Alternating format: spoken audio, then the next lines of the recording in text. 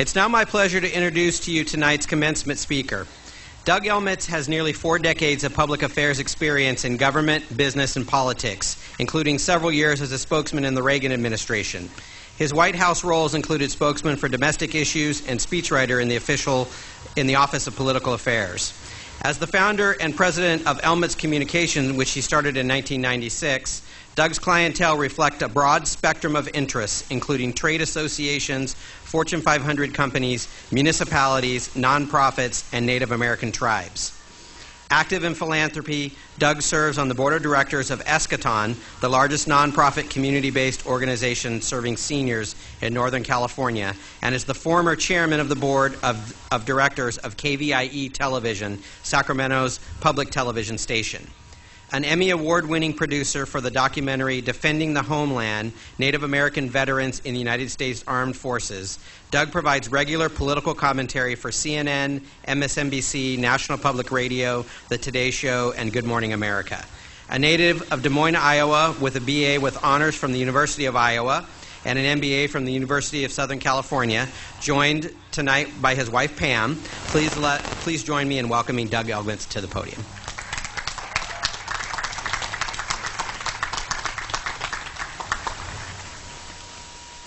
Well, thank you, President Duncan, for that kind introduction, and good evening, everyone.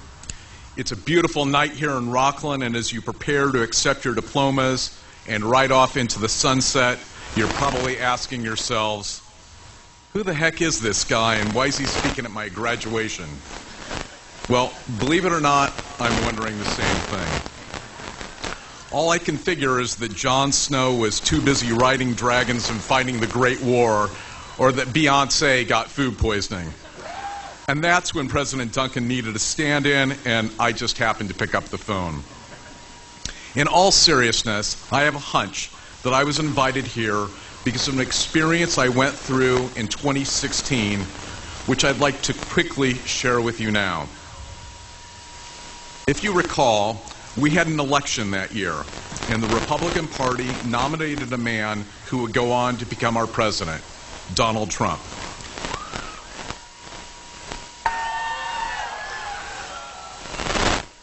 Now, I'm sure that many of you in this audience voted for President Trump and support his policies, and I respect that.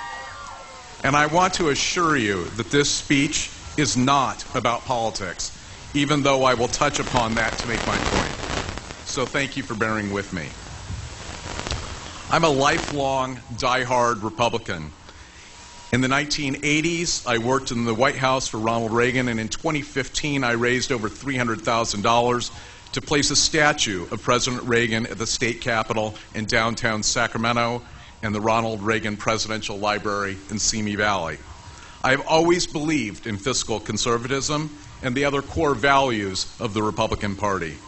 And once I turned 18, I always voted Republican until 2016. That year, I decided that the party's nominee was a man whose words and deeds did not reflect my values, a man who I could not, in good conscience, support. And so I had to make a choice. My choice was to support Hillary Clinton, and I ultimately gave a speech to 24 million people on her behalf at the Democratic National Convention, urging fellow Republicans to put country over party. But as I said earlier, this story I'm sharing isn't about politics. It's about staying true to what you believe in, no matter the risk. When I refused to support Donald Trump and threw my support to Hillary Clinton, it created risks for me, personally and professionally. Longtime friends refused to speak to me. Important clients hung the phone up on me. Neighbors refused to say hello to my wife when she walked down the block near our home. People screamed in the restaurant at me, "You are a traitor," and then it got worse.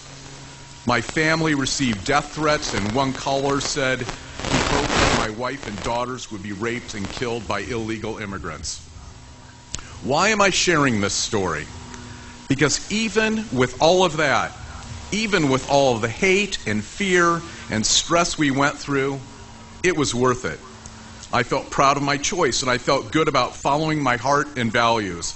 And the short-term consequences, while painful, didn't change that. So what does this all have to do with you?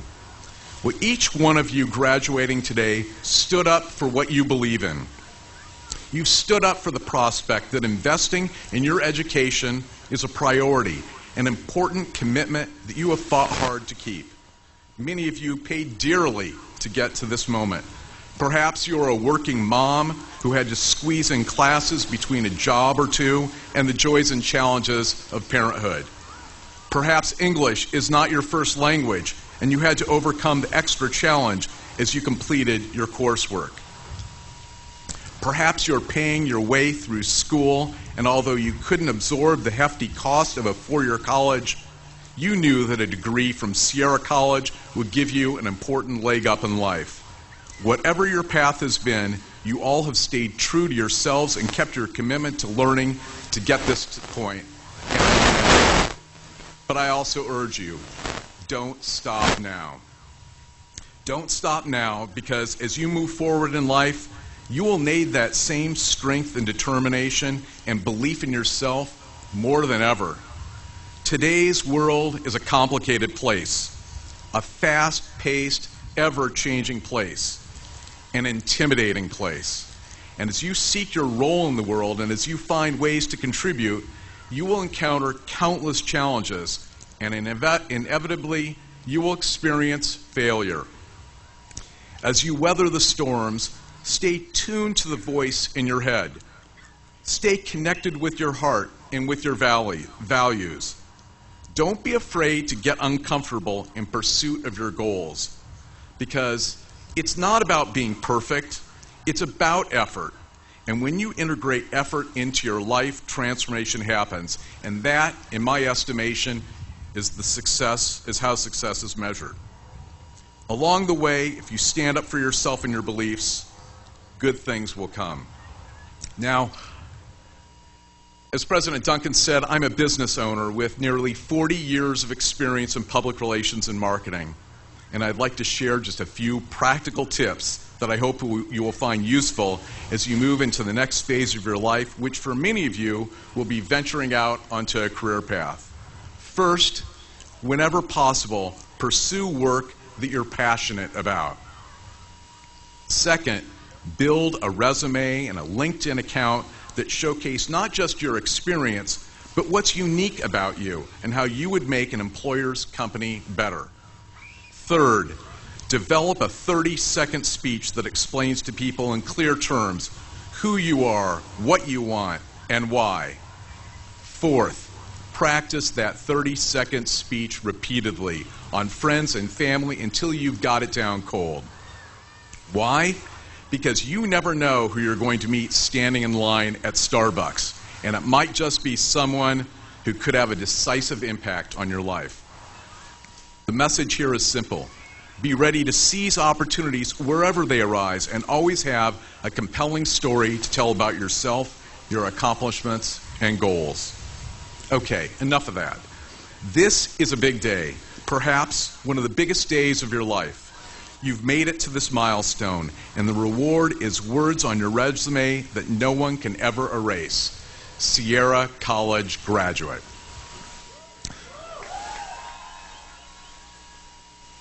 So when this ceremony ends, take 1 million selfies and spread the news on Instagram.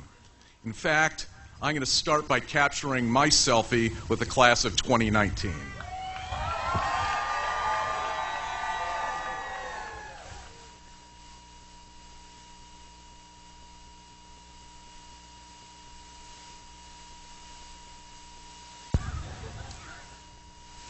I hope you'll take time to reflect on how you're going to make a difference in the world, because our world needs you. We need people who are dreamers and leaders and problem solvers. We need people who take risks and who persevere, even when they aren't sure where they're going. We also need people who listen to others, who practice civility and human kindness, even towards those whom they disagree. And we need people who remember the less fortunate, the less powerful, the less privileged, the marginalized. Don't forget, ever, the importance of being a humane and charitable citizen of the world. In closing, I want to say that based on some of the statistics I've seen, you are an amazing few. Because the majority of community college students in America do not obtain a degree or go on to four-year institutions. 8 out of 10 of you worked while in college, and 4 out of 10 of you worked full-time. You made the commitment to get an education, to skip the fun times when finals demanded it, and you did it. So let me salute you, and let me also applaud the people who helped get you to this place. It may be family members, a spouse, a coworker, or a teacher from your past who encouraged you. It may be a child you hope to inspire. You know who those people are. They're the ones who kept you motivated when you felt like giving up. They're the ones who sent you a supportive text when it seemed like all this work wouldn't lead anywhere. They're the ones who grabbed Chipotle for you when you were buried in homework late at night. So let's all stand now, if you will, and applaud our graduates, as well as the people who helped them realize their achievement. Congratulations, this is your day.